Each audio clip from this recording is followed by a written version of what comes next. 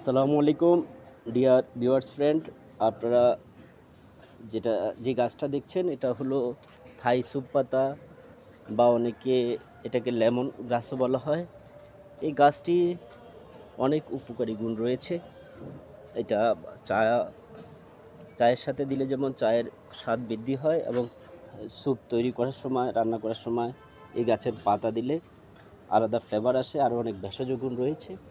এই গাছটি আপনারা দেখুন, একটা ছোট আমি তেলের 5 লিটার তেলের যে কেটে পটটাকে কেটে আমি এটা বসিয়েছি। আর এখানে দেখুন দিয়েছি আমি সাধারণত স্বাভাবিক মাটির সাথে নিজের তৈরি যে জৈব সার সেটা দিয়েছি। আর মাঝে মাঝে এই গাছগুলোতে ছত্রাকের আক্রমণ করে, তাই ওই সময় একটু আপনারা হলুদ 1 চা চামচ পরিমাণ 1 লিটারে বসিয়ে স্প্রে করে দিবেন। তাহলে হলুদের কারণে আর সেখানে ছত্রাকের আক্রমণ ঘটবে না।